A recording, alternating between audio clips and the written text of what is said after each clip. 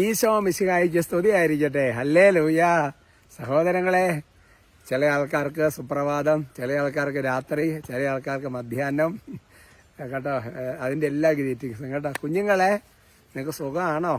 പരീക്ഷയ്ക്കൊക്കെ അല്ല അങ്ങനെ പറഞ്ഞ വിഷയമാവും കേരളത്തിന് പുറത്താവുമ്പോൾ. ഹല്ലേലൂയ.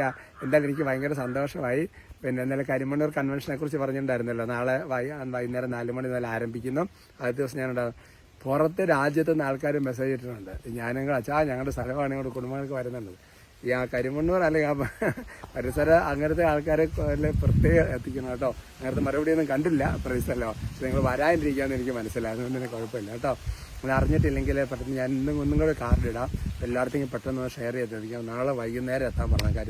കരിമണ്ണൂർ സെൻറ് മേരീസ് ഫൊറോന പള്ളിയിൽ വൈകുന്നേരം 4 മണിക്ക് ജപമാല, 4:45 വിശുദ്ധ കുർബാന, തുടർന്ന് കൺവെൻഷൻ കേട്ടോ.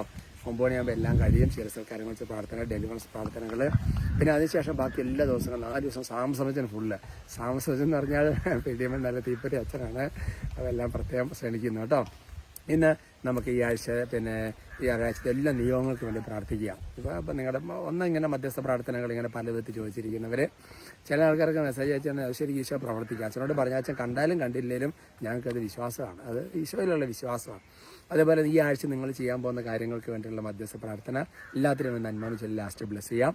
നന്മ നിറഞ്ഞ മറിയമേ സുസ്ഥേ, കർത്താവ് അങ്ങയോട് കൂടെ സ്ത്രീകളിൽ അങ്ങ് അനുഗ്രഹിക്കപ്പെട്ടവളാവുന്നു. അങ്ങയുടെ ഉദരത്തിന് ഫലമായി ഈശോ അനുഗ്രഹിക്കപ്പെട്ടവനാണ്. പരിശുദ്ധ മറിയമേ തമ്പുരാൻ്റെ അമ്മേ, പാപികളായ ഞങ്ങൾക്ക് വേണ്ടി ഇപ്പോഴും ഞങ്ങളുടെ മരണസമയത്തും തമ്പുരാനോട് അപേക്ഷിച്ച് പറയണമേ. ആമേ. Praise the Lord. പ്രിയമുള്ള സഹോദരങ്ങളെ, ഇന്നത്തെ നമ്മുടെ വിഷയത്തിന്റെ തലക്കെട്ട് ഒരു വീണ്ടും ജനനം സാധ്യമാണ് എന്നുള്ളതാണ്. യോഹന്നാൻ ശേഷം 1:13 കഴിഞ്ഞ ദിവസം നമ്മൾ വായിച്ച വചനങ്ങൾ ഓർക്കുന്നുണ്ടല്ലോ. തന്നെ സ്വീകരിക്കുന്നവർക്കെല്ലാം തന്റെ നാമത്തിൽ വിശ്വസിക്കുന്നവർക്ക് ദൈവമക്കളാകാൻ കഴിവ് നൽകി, ഓർക്കുന്നില്ലേ? എന്നിട്ട് അത് ഏറ്റവും എളുപ്പ വഴി എന്നൊക്കെ പറഞ്ഞിട്ടുണ്ട്. അതിന്റെ തൊട്ട് താഴത്തെ വചനമാണ് ഇവിടെ പറഞ്ഞത്. ഇങ്ങനെയാണ് അവർ ജനിച്ചത്. ഈ ദൈവമക്കളാകാൻ കഴിവ് നൽകിയെന്ന് പറയുന്നതിന് അവർ ജനിച്ചത് പിന്നെ രക്തത്തിൽ നിന്നോ ശാരീരിക അഭിലാഷത്തിൽ നിന്നോ പുരുഷന്റെ ഇച്ഛയിൽ നിന്നോ അല്ല, പിന്നെയോ ദൈവത്തിൽ നിന്നത്രേ. അപ്പം നമുക്ക് സത്യത്തിൽ നമ്മൾ ഈ ഭൂമിയിൽ ജനിക്കുന്നു. മാതാവിൻ്റെ ഉദരത്തിൽ രൂപം നൽകുന്നതിന് മുമ്പ് തന്നെ ദൈവം നമ്മളെ അറിയുന്നു. നമ്മൾ ദൈവത്തിൽ നിന്നാണ് ജനിച്ചിരിക്കുന്നത്. ഇതെല്ലാം ഒരു സത്യമാണ്. എന്നാൽ അതേസമയം തന്നെ നമ്മൾ ഈ ഭൂമിയിൽ ജനിച്ചതിന് ശേഷം വീണ്ടും ജനനമുണ്ട്. അത് നിക്കോദെമോസൊക്കെ പറയുന്ന കാര്യം നമുക്കറിയാം അല്ലേ. നീ വീണ്ടും ജനിക്കുന്നത് ദൈവരാജ്യത്തിന്റെ പടിവാതിൽ പോലും കാണിയല്ലെന്ന് ഈശോ പറയുക. എങ്ങനെ സാധിക്കുമെന്നുള്ളതാണ് ചോദ്യം. നമുക്കറിയാം മാമോദീസായിലൂടെ ഈശോയുടെ കുരിശുമരണത്തിലും ഉദ്ധാരത്തിലും പങ്കുപറ്റുന്ന ഒരു വീണ്ടും ജനനത്തിലേക്ക് നമ്മൾ വരിക. അതൊരു വശം. ഇനി അതുപോലെ തന്നെ മറ്റൊരു വശമാണ് ദൈവത്തിൽ നിന്ന് ജനിക്കാന്ന് പറഞ്ഞാൽ ദൈവവചനത്തിൽ നിന്നൊരു ജനനമുണ്ട്. അതുകൊണ്ടാണ് ഇങ്ങനെ പറയുന്നത്, സുവിശേഷ പ്രഘോഷണം വഴി നിങ്ങൾക്ക് ജന്മം നൽകിയത് ഞാനാണെന്ന് സ്ലീഹ പറയുന്നത്. ഇപ്പൊ സുവിശേഷം പ്രസംഗിക്കുമ്പോൾ മക്കൾ ജനിക്കുകയാണ്. ഞാനതൊരു അഭിഷേകം എടുക്കണമെന്നൊരു ചിന്തയുണ്ട് എനിക്ക്. എന്ന് പറഞ്ഞ പോലെ പത്രോസിലേക്ക് 1:23 വചനം പഠിപ്പിക്കുക. പിന്നെ അതായത് പിന്നെ നിങ്ങൾ ഇരിക്കുന്ന പുരുഷന്റെ ഇച്ഛയിൽ നിന്നും അഭിലാഷത്തിൽ നിന്നൊന്നുമല്ല, പിന്നെയോ സജീവ പിന്നെ ദൈവവചനത്തിൽ നിന്നാണ് ഞാൻ ജനിച്ചിരിക്കുന്നത്. ഓർമ്മയെന്ന് പറയുന്നതാണ് കേട്ടോ. ആ ദൈവവചനത്തിൽ നിന്നാണ് ജനിച്ചിരിക്കുന്നത്. നശ്വരമായ ബീജത്തിൽ നിന്നല്ല, അനശ്വരമായ ബീജത്തിൽ നിന്നാണ്. അത് സജീവ സനാതനം ദൈവവചനത്തിൽ നിന്നാണ് ജനം. മനസ്സിലാകുന്നുണ്ട്?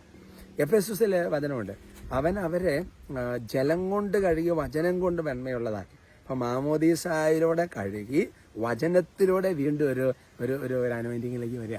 അപ്പം അതിന് വചനം നമ്മളിങ്ങനെ മാംസം ധരിച്ചുകൊണ്ടിരിക്കണം. അപ്പം ഇതൊരു യാഥാർത്ഥ്യമാണ്. അപ്പം അതുകൊണ്ട് നമുക്ക് ആ ഒരു വീണ്ടും ജനനത്തിൻ്റെ ഒരു അനുഭവത്തിലൂടെ കടന്നു പോകണം. ഓരോ ദിവസം ഒരു പുതിയ ജീവിതം, പുതിയ പ്രഭാതം, പുതിയ ദിവസം, ഓരോ ദിവസം കർത്താവിൻ്റെ സ്നേഹം. അതിന് വചനം നമ്മളെ ഒരുപാട് സഹായിക്കും കേട്ടോ.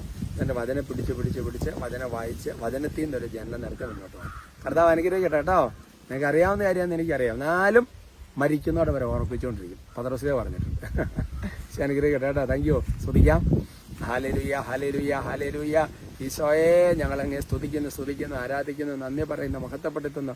ഉച്ചത്തിൽ സ്തുതിക്കാവോ? Hallelujah, hallelujah, hallelujah, hallelujah. കർത്താവേ, നാളെ കരിമണ്ണൂർ കൺവെൻഷൻ ആ പരിസര പ്രദേശത്തോടെ എല്ലാവർക്കും ഇടവരട്ടെ.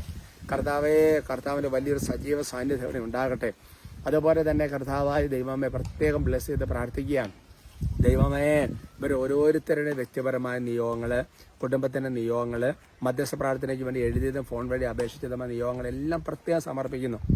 ഓ കർത്താവായ ദൈവമേ, അവിടുത്തെ അത്ഭുതകരമായ ശക്തി, അവിടുത്തെ അത്ഭുതകരമായ അഭിഷേകം, അവിടുത്തെ അത്ഭുതകരമായ കൃപ ഇപ്പോൾ ആവശ്യിക്കട്ടെ എന്ന് പ്രാർത്ഥിക്കുന്നു. കർത്താവായ ദൈവമേ, ഈ ആഴ്ചത്തെ ഒരു ഉദ്യമങ്ങളെല്ലാം അനുഗ്രഹമായി തീരട്ടെ എന്ന് പ്രാർത്ഥിക്കുന്നു. പരീക്ഷ എഴുതുന്ന കുഞ്ഞുങ്ങൾക്ക് വലിയ ദൈവാനുഗ്രഹം ഉണ്ടാകട്ടെ എന്ന് ആശീർവദിക്കുന്നു. കർത്താവായ യേശോയെ, എല്ലാ ദുഷ്ടാരൂപി യേശു നാമത്തിൽ ബന്ധിക്കുന്നു, വിട്ടോൾ.